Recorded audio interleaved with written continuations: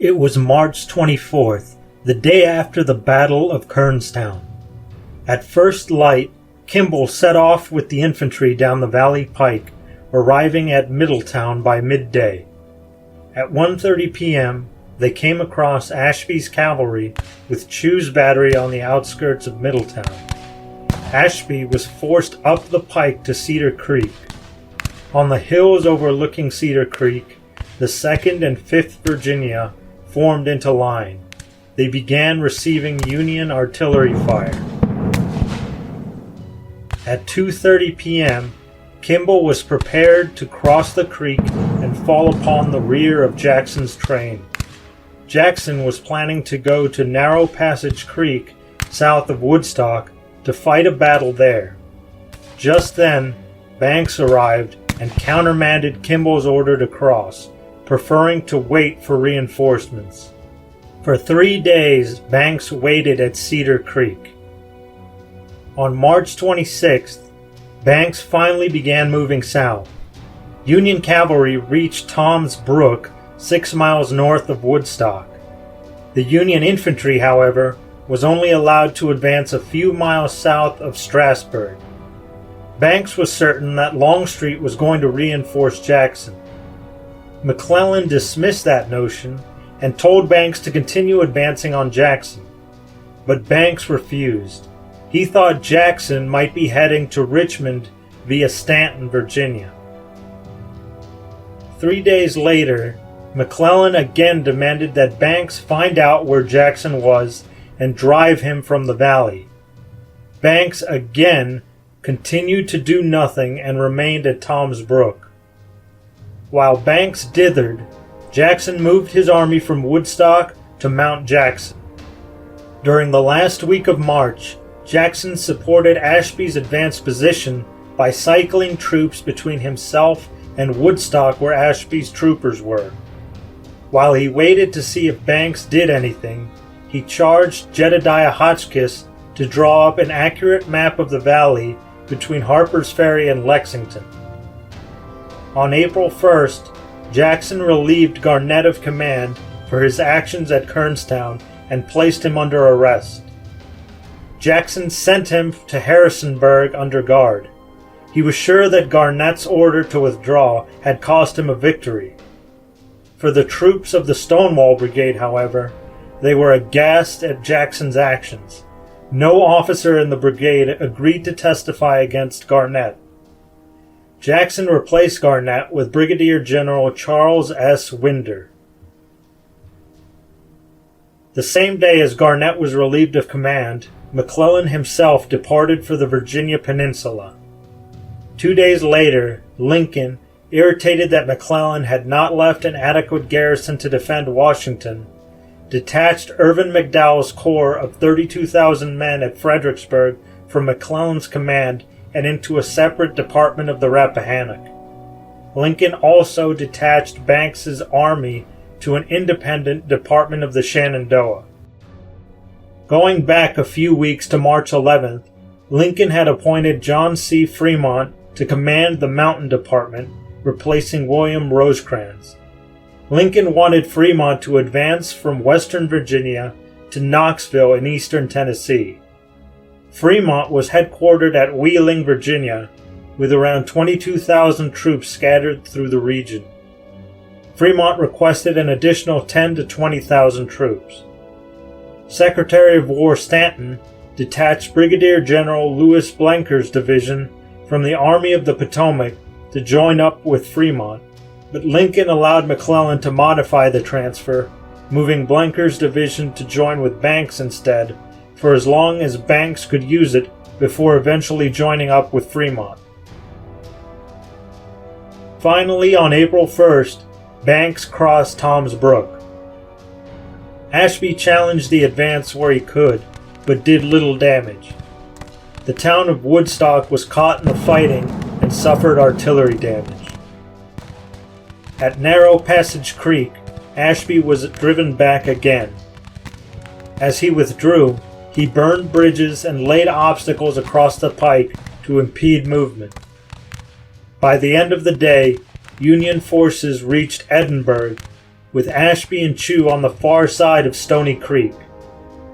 Both sides reinforced their positions on opposite sides of the creek the following day, with Jackson sending the Stonewall Brigade to the creek to oppose any Union crossing attempt while the main Confederate army withdrew to Rude's Hill between Mount Jackson and Newmarket. There, Jackson rested his men and wrote Richmond optimistically. The Confederate Congress publicly thanked Jackson for his service on April 8th. In mid-April, the Confederate Conscription Act passed, and the militia were impressed into regular service. Some militiamen refused and deserted into the hills. At Swift Run Gap, 200 militiamen fortified themselves, intending to fight the draft. Jackson crushed the mutiny, and the rebellious militiamen were arrested and forcibly inducted into regular service. As April went on, Jackson's force doubled in size to over 6,000 troops. Meanwhile, the Union armies endured ardors of their own. On April 4th, Banks reported that his cavalry, comprised of 531 troopers, was barely fit for service. He also reported that he had inadequate rations and forage to continue the offensive. Heavy rains that month had wrecked the Winchester railway bed, and Shields' division did not have enough wagons to use. Many of Banks's troops were barefoot, with the garbage-quality shoes that they had been issued having fallen apart on the march from Kernstown. On April 6th, Blenker's division departed Warrenton en route to the valley. No word had been heard from them after that for several days afterwards. Worried, Secretary Stanton ordered Rosecrans, who was in Washington awaiting his next command, to go and find them on April 12th. 3 days later, Rosecrans found the division near Paris, Virginia, stuck on the east bank of the Shenandoah, unable to cross the rain-swollen river. Rosecrans reported their extremely poor state. They had not been paid in months, they lacked tents, shelter, and basic equipment, and they were clad in inferior quality uniforms. Secretary Stanton apologized for their hardships and had Rosecrans lead them directly to Fremont. Finally, on April 16th, Banks reported that he was ready to move on Jackson. His plan was to march on Newmarket. Colonel Samuel Carroll of the 8th Ohio would lead a force of 1,000 troops over the Middle Road, which ran parallel to the Valley Pike a few miles to the west, in order to get around Ashby's pickets. He would then wheel around Ashby. Meanwhile, Shields would march quickly up the pike with Williams in reserve. Carroll and Shields would meet at Mount Jackson and destroy the Confederates. Carroll set off that day at 6 p.m. but made very slow progress. By dawn, his force was still 8 miles from Mount Jackson. Shields set off at 3 a.m. on the 17th, crossing Stony Creek unopposed.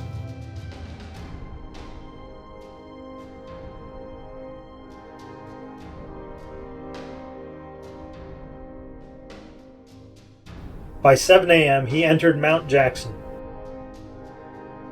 The Confederates were gone, having retreated further south. Ashby's troopers attempted to set fire to the covered bridge over the North Fork Shenandoah River, but quick Union thinking saved the bridge, and Ashby was nearly captured. Shields' force arrayed for battle on Meem's Bottom, a low floodplain just north of Rude's Hill.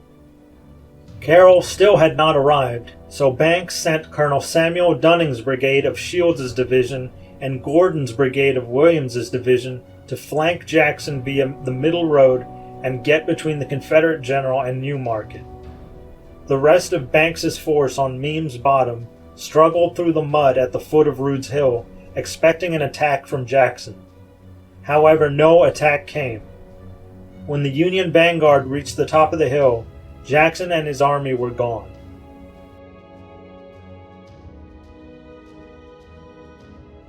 By that night, Banks's army reached Newmarket.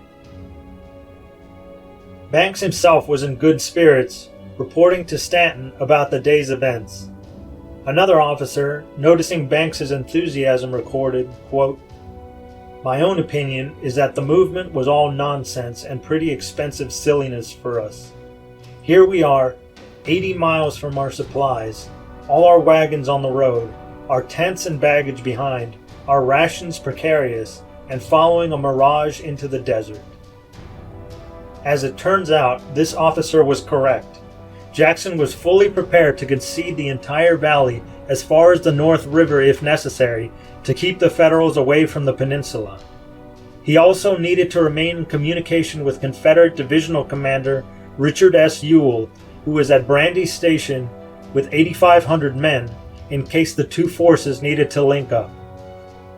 President Jefferson Davis's new military advisor, General Robert E. Lee, recently appointed to the position, insisted that Ewell and Jackson's commands remain mobile in case he needed them at Richmond.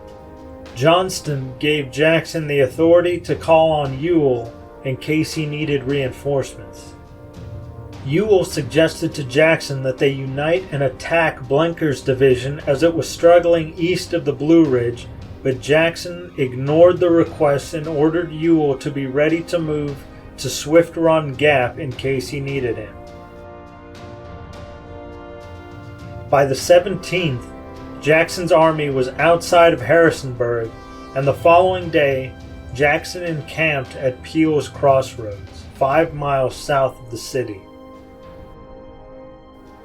The next day, the army resumed marching, passing south of the Massanutten Mountain, crossing the South Fork of the Shenandoah at Conrad's Store, modern-day Elkton, Virginia, and encamping in the Elk Run Valley at the foot of Swift Run Gap.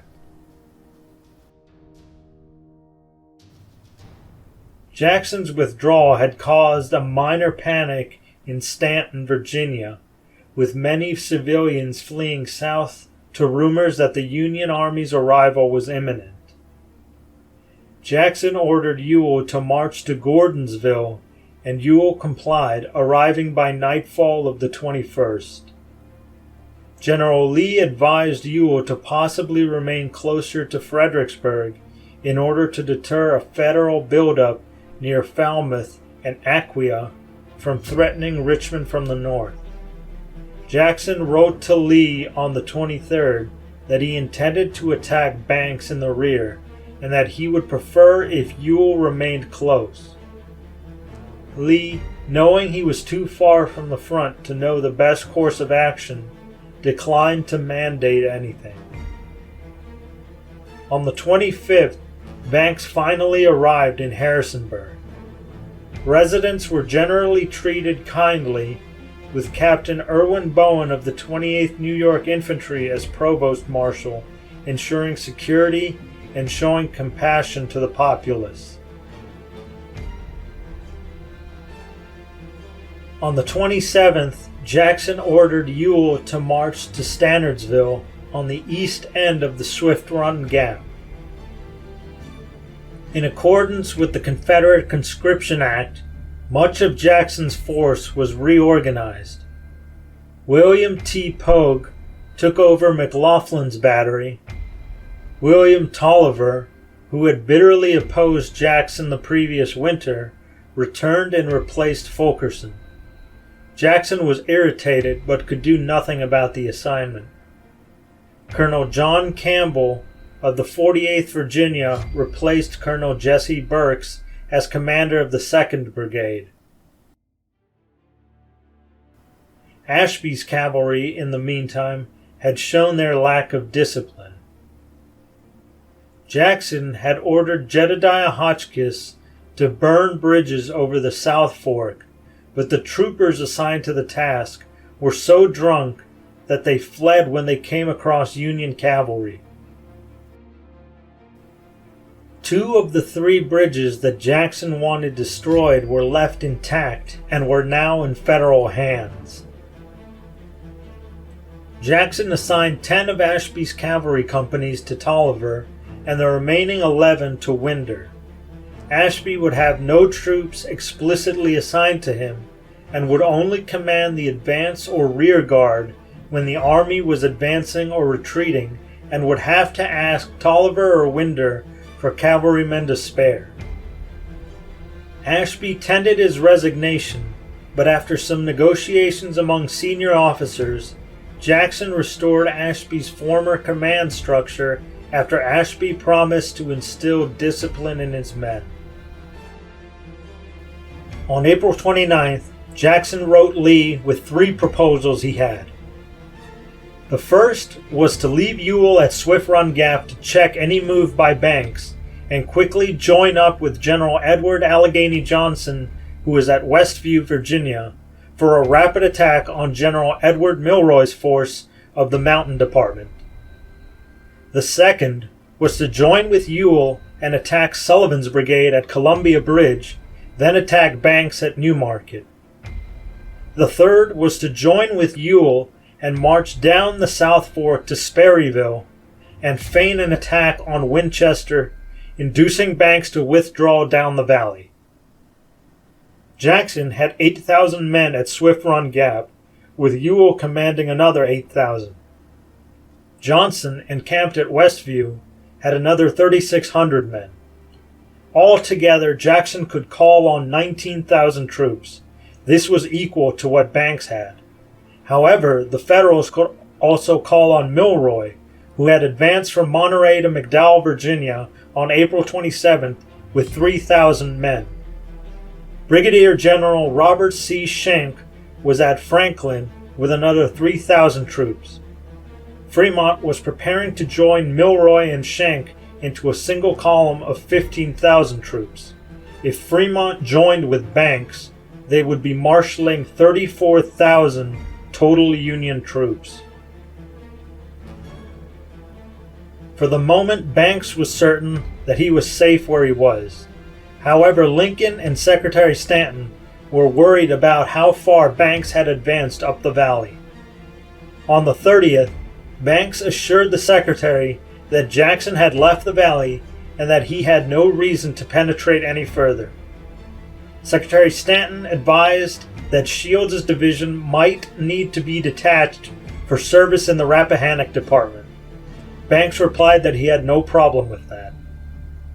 However, Shields was nervous about this and proposed that the 5th Corps also be reassigned east of the Blue Ridge. Banks began regrouping all of his remote detachments back to Harrisonburg and Newmarket. He believed that a small garrison at Strasburg would be sufficient to hold the valley. But Jackson had not fled. On the contrary, with General Lee leaving the final decision on the 3 proposals to Jackson, he decided to join Johnson for an attack on Milroy. Jackson's force departed for Port Republic on the 30th. He ordered Ashby to feint toward Harrisonburg and sent Hotchkiss up to Peaked Mountain, the southern tip of Massanutten Mountain, to report via signals on Banks's position. He ordered Ewell to move his force across Swift Run Gap and occupy the ground that Jackson's force had previously been encamped on. His plan was to march over Brown's Gap from Port Republic to Meacham Station near modern-day Crozet, Virginia. From there, he would board trains to Stanton, Virginia. Rainfall on the 30th made progress slow, and the infantry only managed to advance 5 miles that day. On May 1st, they made it to the outskirts of Port Republic, with the artillery and supply train straggling far in the rear. The same day, Sullivan's brigade at Columbia Bridge reported enemy movement to Banks. At the same time, Lincoln ordered Banks to withdraw to Strasburg. The next day, May 2nd, Jackson's force arrived near Brown's Gap. General Alpheus Williams guessed that Jackson was trying to link up with Johnson and that Ewell had entered the valley. Banks agreed. Meanwhile, the War Department ordered Shields to join Irvin McDowell, currently positioned near Fredericksburg. On May 3rd, the weather improved, and Jackson's army began crossing Brown's Gap, reaching Meacham Station by nightfall. The following day, with orders to withdraw, but reports of enemy movement, Banks expressed his worries about falling back and splitting his force up to Congressman Schuyler Colfax in a letter. Banks thought the Confederates would reoccupy the abandoned territory and that it would be construed as a retreat in the public's mind. Jackson's army began boarding trains for the journey to Westview. By May 7th, Jackson and Johnson were united and began marching toward McDowell, Virginia. The rebel vanguard under Johnson came across pickets of the 1st West Virginia Cavalry and the 32nd Ohio Infantry at the foot of Shenandoah Mountain. The Federals panicked and fled up the mountain, leaving all their supplies in camp. Jackson ordered the Confederate forces to flank the enemy on either side via trails. However, by the time the Confederates reached the summit, the Union soldiers were gone. Johnson continued toward Shaw's Ridge, the next rise between them and McDowell, Virginia. Milroy had decided to make a stand, however, and deployed the 75th Ohio Infantry and the 9th Ohio Battery. The battery fired a few shots and forced the Confederates back over Shenandoah Mountain. Milroy then sent out the 73rd Ohio Infantry and 3rd West Virginia Infantry to reinforce the 32nd Ohio. However, the Confederates redeployed toward Milroy's left flank, and Milroy withdrew to McDowell that night. Johnson encamped at the base of Shaw's Ridge on Shaw's Fork. The Stonewall Brigade encamped at Buffalo Gap.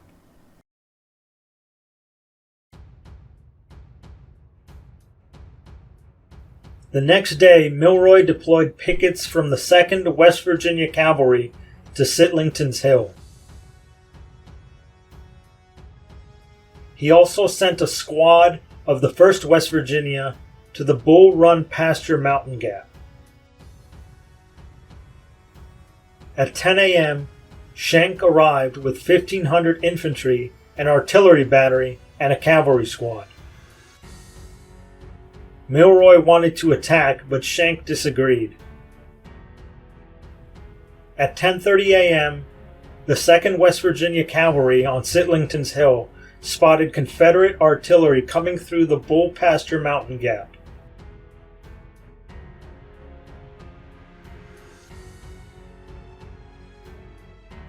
Milroy sent the 82nd Ohio Infantry to deploy on the eastern slope of Cedar Knob along with a section of the 12th Ohio Battery.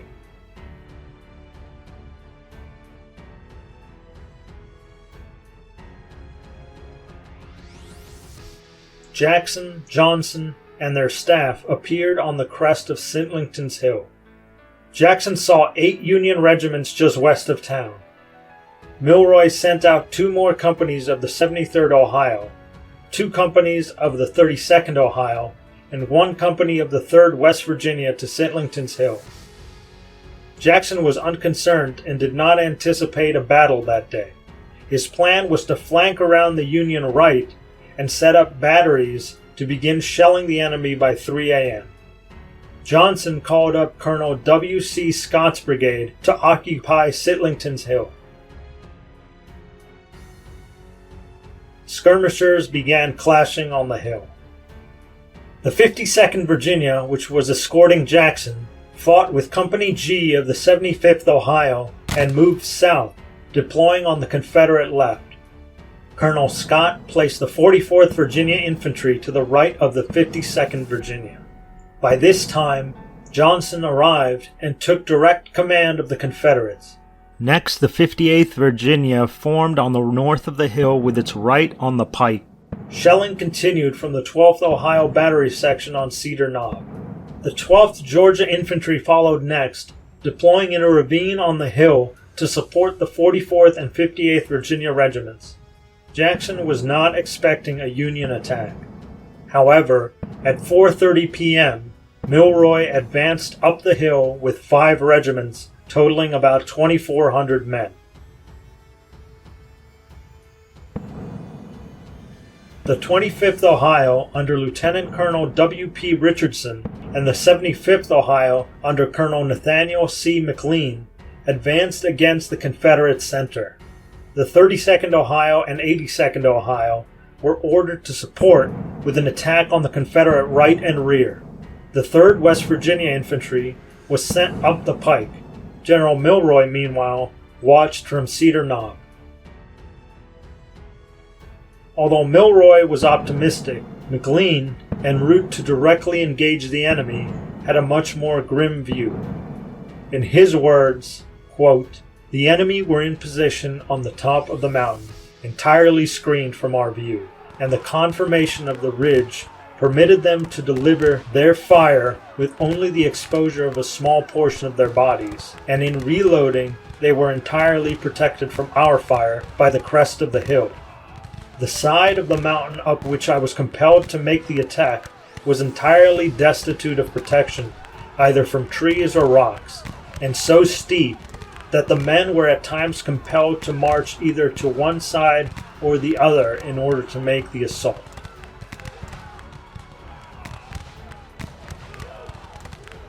The 12th Georgia was sent forward of the main line.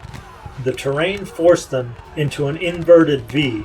The 25th and 75th Ohio, under McLean's overall command, engaged the 12th Georgia. Captain James G. Rogers of the Georgians later noted of the combat, quote, "Next to fall was W.S.C. Rogers. He had nobly done his work, and being much exhausted he was lying on his side. I had just shot his gun for him, and handed it back to be reloaded, when he exclaimed, 'Oh, Captain, I am shot and dying.' I at once examined him, and saw a hole in his coat between the neck and shoulder blade. I told him that perhaps he was only slightly wounded. My attention was drawn off for about 10 minutes, and when I again turned to examine him, he was in the last agonies of death." Johnson then ordered the 44th Virginia back to rest and moved the 58th Virginia to the right of the 52nd Virginia. The 31st and 25th Virginia went into line on the right where the 58th Virginia was. The 32nd and 82nd Ohio attacked the Confederate right and collided with the 25th Virginia. The 44th Virginia advanced into the gap between the 58th and 25th Virginia without being ordered and engaged the 32nd and 82nd Ohio. Meanwhile, the 25th and 75th Ohio continued the fight against the 12th Georgia and the left companies of the 44th Virginia. Next, the 3rd West Virginia engaged the skirmishers of the 31st Virginia on the pike.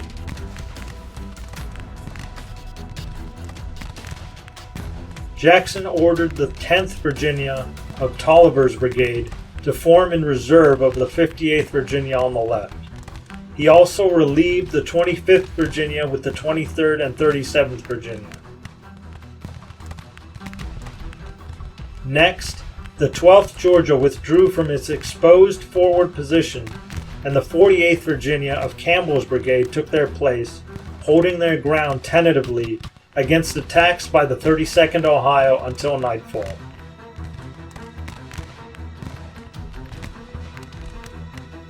After 7 p.m., the 3rd West Virginia left the pike and joined the 82nd Ohio in an attack on the Confederate right.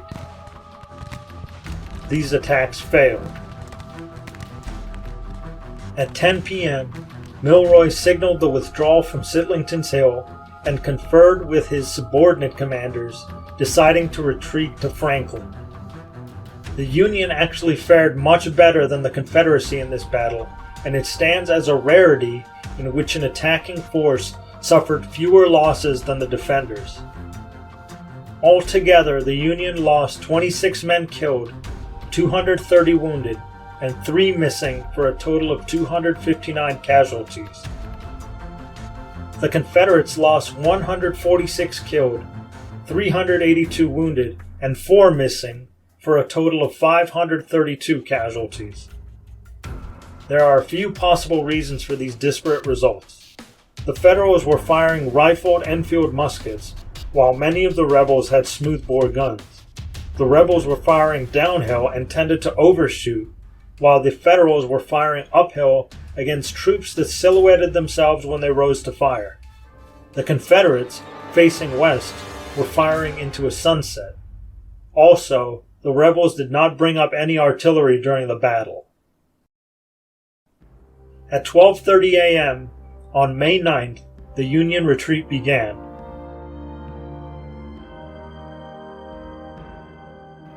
Jackson began a pursuit that afternoon.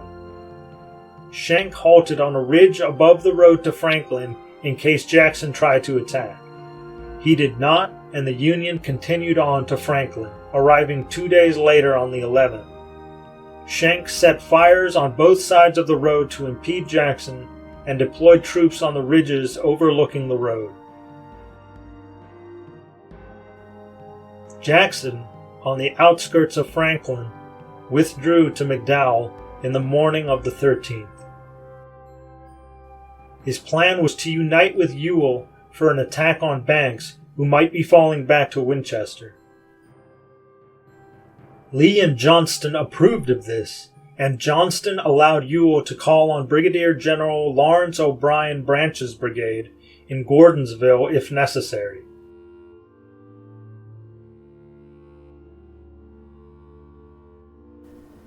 Meanwhile, Ashby's cavalry had been screening the valley south of Harrisonburg, limiting Banks's knowledge of Jackson's whereabouts. In early May, Banks suspected that Jackson and Johnson had united against Milroy, but had orders to evacuate the valley to Strasburg.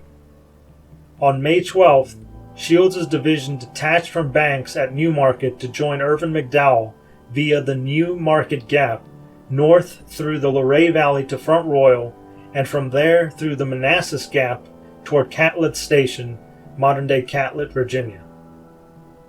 Banks set off for Strasburg the same day, arriving on the 13th.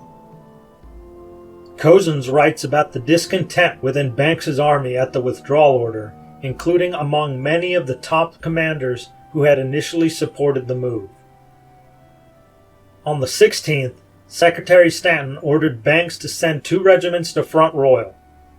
The next day, the 17th, Banks complied, sending the large 1st Maryland Infantry, almost 1,000 men, but warned Secretary Stanton that Strasburg was now indefensible with his diminished force.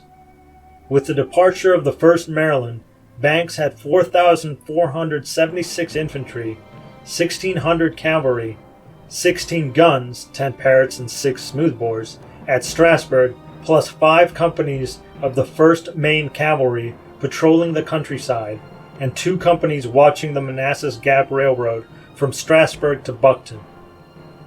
With McClellan's enormous army approaching Richmond, most Union soldiers thought the war would soon be over. However, Banks was not among them.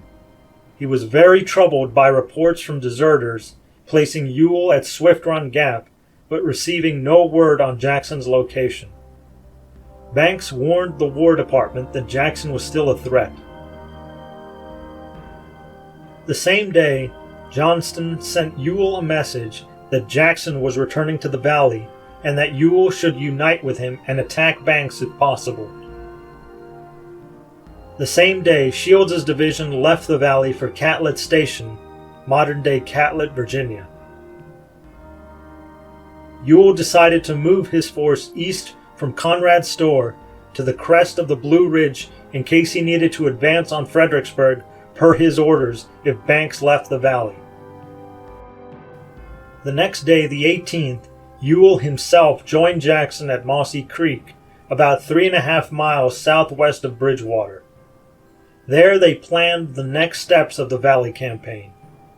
Although Ewell is under Jackson's authority in the Valley, he must still answer to Johnston's directives.